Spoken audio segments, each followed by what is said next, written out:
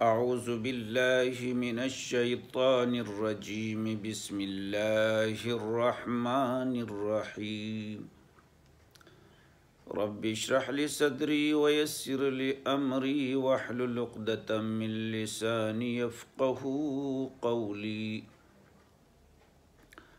محترم سامعین و ناظرین، آج درس قرآن حکیم کے سلسلے میں سورہ زمر کی آیات نمبر 53 سے شروع کریں گے۔ جتنا ہو سکے آپ کی خدمت میں ترجمہ اور مختصر مفہوم کے ساتھ پیش کرنے کی سعادت حاصل کریں گے۔ آئیے آیات نمبر 53 کی تلاوت۔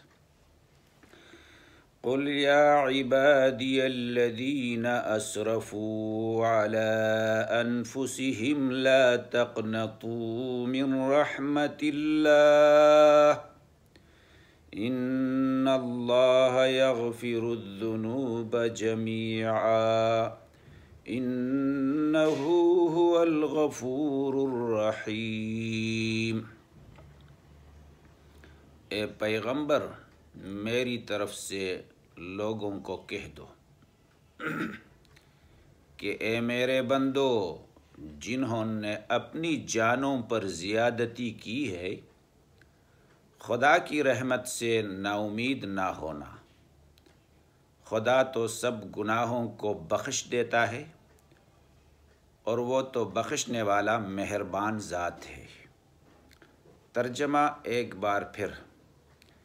اے پیغمبر، میری طرف سے لوگوں کو کہہ دو کہ اے میرے بندو، جنہوں نے اپنی جانوں پر زیادتی کی ہے، خدا کی رحمت سے نومید نہ ہونا۔ خدا تو سب گناہوں کو بخش دیتا ہے اور وہ تو بخشنے والا مہربان ذات ہے۔ آیات نمبر 54 کی تلاوت اور ترجمہ۔ وَأَنِيبُوا إِلَىٰ رَبِّكُمْ وَأَسْلِمُوا لَهُ مِن قَبْلِ أَن يَأْتِيَكُمُ الْعَذَابُ ثُمَّ لَا تُنصَرُونَ۔ اور اس سے پہلے کہ تم پر عذاب آ واقع ہو، اپنے پروردگار کی طرف رجوع کرو اور اس کے فرمانبردار ہو جاؤ، پھر تم کو مدد نہیں ملے گی۔ آیات کا ترجمہ ایک بار پھر۔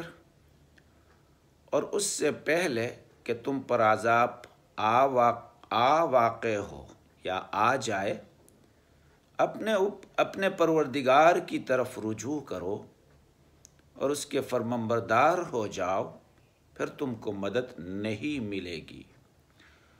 وَاتَّبِعُوا أَحْسَنَ مَا أُنزِلَ إِلَيْكُم مِّن رَّبِّكُم مِّن قَبْلِ أَن يَأْتِيَكُمُ الْعَذَابُ بَغْتَةً وَأَنتُمْ لَا تَشْعُرُونَ۔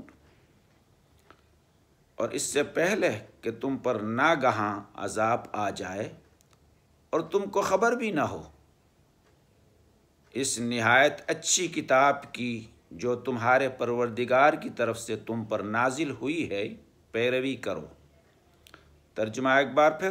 اور اس سے پہلے کہ تم پر ناگہاں عذاب آ جائے اور تم کو خبر بھی نہ ہو، اس نہایت اچھی کتاب کی جو تمہارے پروردگار کی طرف سے تم پر نازل ہوئی ہے، پیروی کرو۔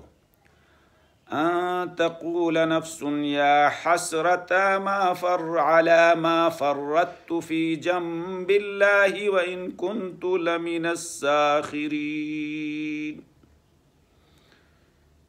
کہ مبادا اس وقت کوئی نفس کہنے لگے کہ ہائے ہائے، اس تقصیر پر افسوس ہے جو میں نے خدا کے حق میں کی، اور میں تو ہنسی ہی کرتا رہا۔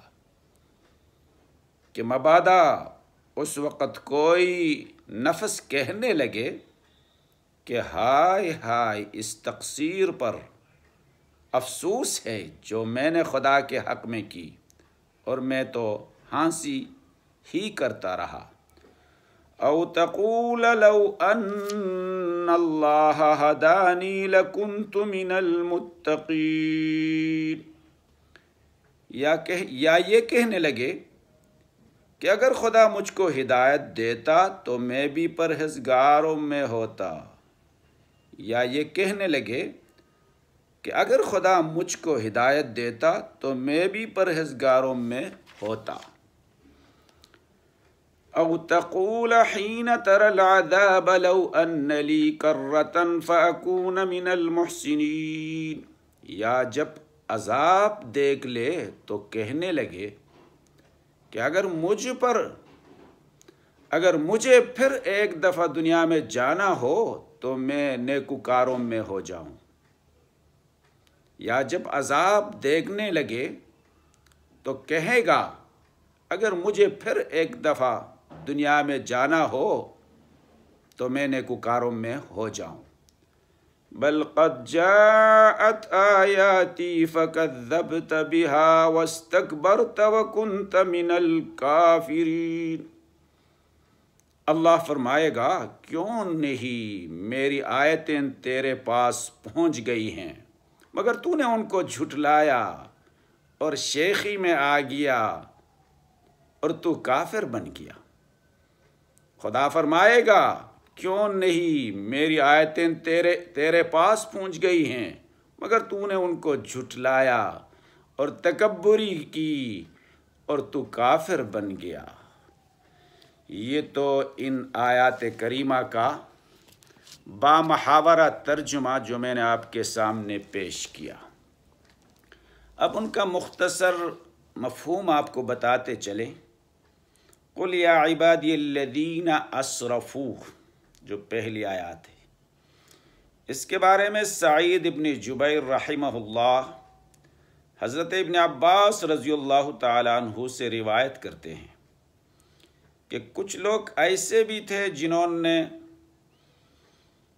قتل ناحق کیے اور بہت زیادہ کیے، زناکار بن گئے، ڈاکہ ڈالے، کیا کیا کچھ گناہ انہوں نے کیے۔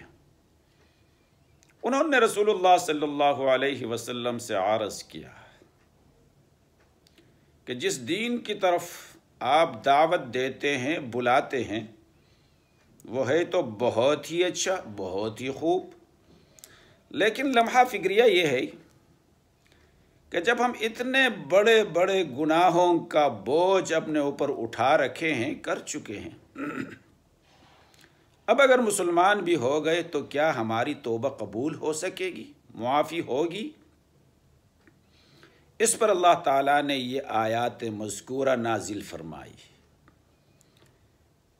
خلاصہ آیات کے مضمون کا یہ ہوا کہ مرنے سے پہلے ہر بڑے سے بڑے گناہ، یہاں تک کہ کفر و شرک سے بھی جو توبہ کر لے قبول ہو جاتی ہے، اور سچی توبہ سے سب گناہ معاف ہو جاتے ہیں۔ اس لیے کسی کو اللہ کی رحمت سے مایوس نہ ہونا چاہیے۔ حضرت عبداللہ ابن عمر رضی اللہ تعالیٰ عنہ نے فرمایا کہ یہ آیات گناہگاروں کے لیے قرآن کی سب آیاتوں سے زیادہ امید افزا ہے، مگر حضرت ابن عباس رضی اللہ تعالیٰ عنہ نے فرمایا کہ سب سے زیادہ رجاء و امید کی آیات ہے۔ ان ربک لذو مغفرۃ للناس علی ظلمہم واتبعوا احسن ما انزل الیک احسن ما انزل سے مراد یہاں کیا ہے؟ قرآن تو سب کے سب خوب ہے، سب کے سب اچھا ہے، اس سے مراد مکمل قرآن مجید ہے، اور پورا قرآن احسن ہی احسن ہے۔ قرآن کو احسن ما انزل اس اعتبار سے کہا جا سکتا ہے کہ جتنی کتابیں آسمانی، تورات، زبور، انجیل، صحف، ان سب میں اللہ تعالیٰ کی طرف سے نازل ہوئے ہیں، وہ سب آسمانی کتابیں ہیں، لیکن ان سب میں احسن، اکمل قرآن حکیم ہے۔ اگلے آیات میں ان تقول نفس یا حسرتا سے من المحسنین تک کی 3 آیاتوں میں اسی مضمون کی تشریح و تاکید ہے جو اس سے پہلے کی 3 آیتوں میں بیان فرمایا ہے۔ کہ کسی بڑے سے بڑے مجرم کافر فاجر کو بھی اللہ کی رحمت سے مایوس نہ ہونا چاہیے۔ اگر وہ توبہ کر لے گا تو اللہ اس کے پچھلے گناہوں کو معاف فرما دے گا، خلوص کے ساتھ صحیح توبہ کر لے گا۔ ان تقول نفس سے 3 آیاتوں میں یہ بتلایا کہ اللہ تعالی ہر گناہ یہاں تک کہ کفر و شرک کو بھی توبہ سے معاف فرما دیتا ہے، مگر یہ یاد رکھو کہ توبہ کا وقت مرنے سے پہلے ہونا چاہیے۔ مرنے کے بعد قیامت کے دن کوئی توبہ قابل قبول نہیں ہوگا، کوئی حسرت کام نہیں آئے گی، اس کا کوئی فائدہ نہیں ہوگا۔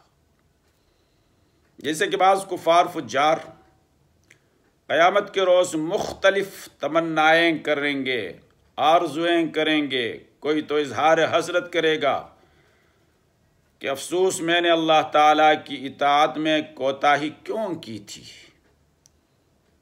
کوئی وہاں بھی اپنا الزام تقدیر پر ڈال کر بچنا چاہے گا، وہ کہے گا کہ اللہ تعالیٰ مجھے ہدایت کر دیتا تو میں بھی متقیوں میں داخل ہوتا، مگر خدا نے ہی ہدایت نہیں کی تو میں کیا کروں۔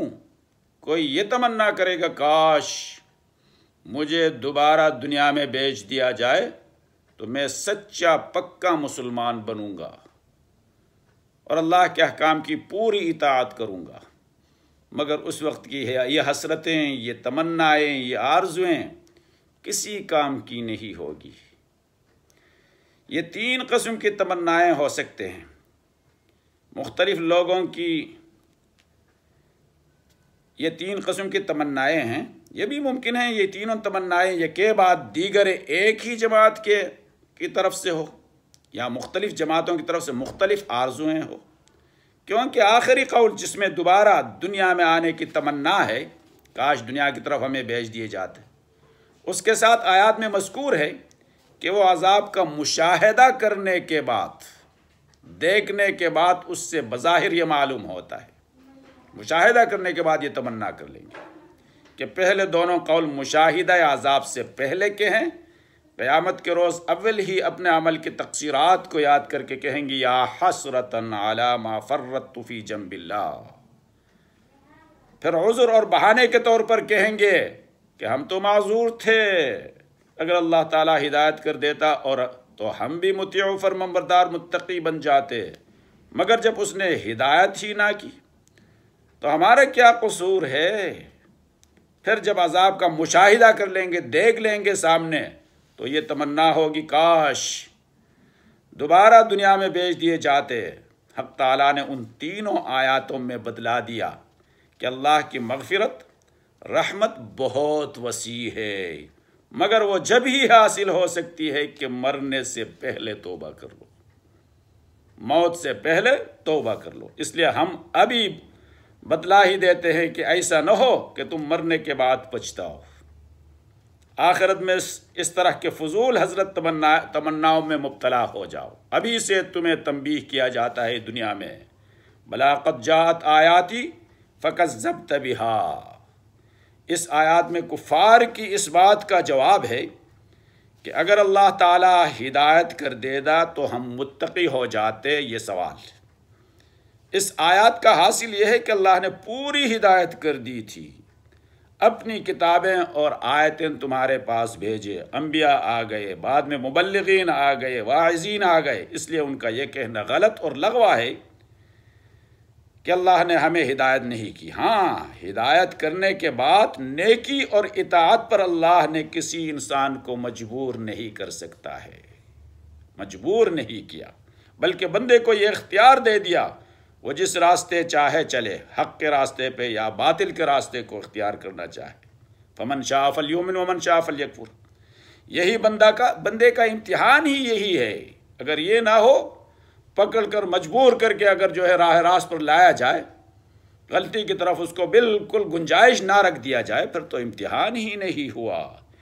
اس پر اس کی کامیابی اور ناکامی موقوف تھی۔ جس نے اپنے اختیار سے گمراہی کا راستہ اختیار کر لیا، وہ خود اپنے اس غلطی کا ذمہ دار ہے کسی کو ملزم نہیں ٹھہرا سکتا ہے، کسی پر تہمت یا کسی پر جو ہے بہتان نہیں لگا سکتا ہے۔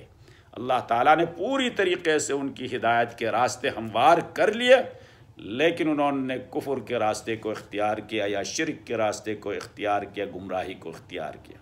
اللہ تعالیٰ قرآن تعلیمات پر عمل کی توفیق عطا فرمائے۔ وما علینا الا البلاغ۔